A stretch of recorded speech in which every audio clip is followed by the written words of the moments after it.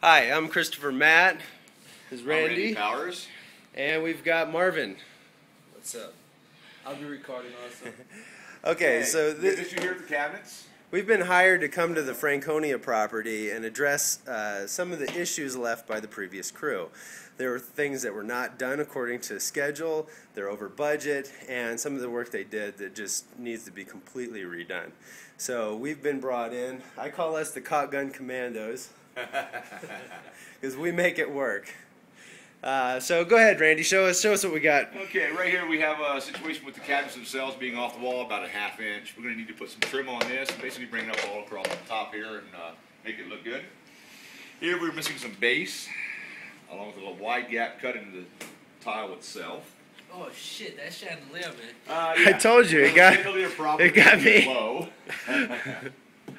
Yeah, I got a bump on my head to prove it. That is not properly trimmed in or cut in. Yeah. Here on the rock of the fireplace, we've got paint actually put on the rock on the inside here, and we have overspray of various types of This texture.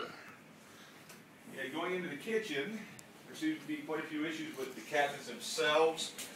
I need to redo the bottom of this. It's all rotted out, weather damaged. Oh, that looks bad in there. Check that out. Yeah, that needs to come up. It also looks like at one point they may have damaged the actual top of the spout for the faucet. There seems to be a ding. I don't know when they put it in or how they did it, but there is an indentation there. Cabinets themselves, of course, they are in poor shape here. They're all bad. We need to cut some new shelves and stick them in there.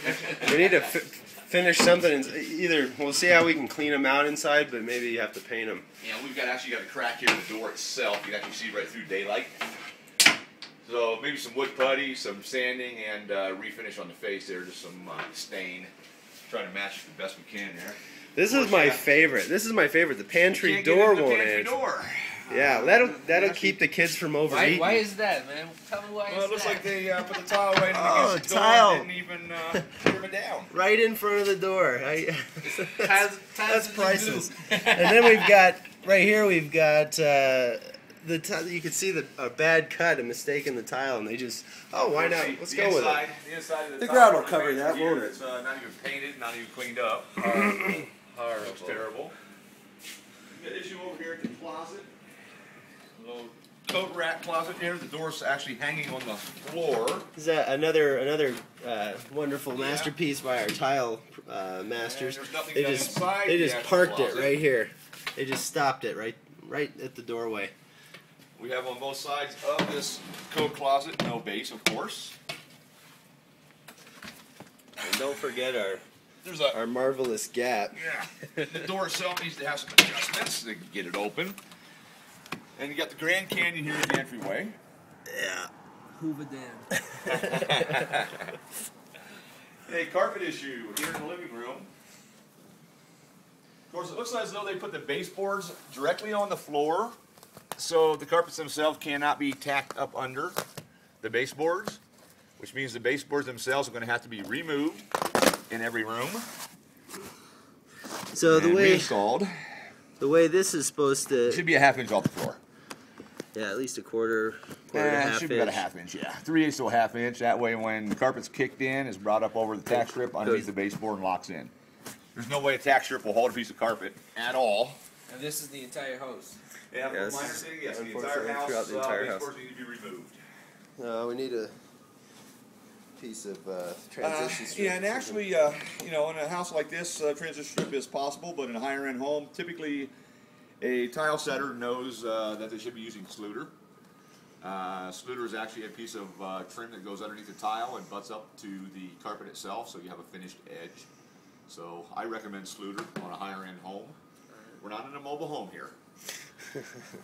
Not at this price range. We've got old paint around the fire alarm. Looks like there's actual plug sitting there too. And then a hole up there. We've got a register that needs to be scraped and painted because it's in bad shape. Can't really see it.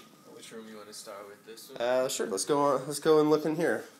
We got our closet. We've got we've got baseboards right down there, so your Right there, the closet, actual door itself will sit up against. your closet's door's not going to be flush, so that the baseboard needs to be cut back, and we need to put the door in there. They trimmed this door. There's a hole in the bottom because they didn't cut it properly.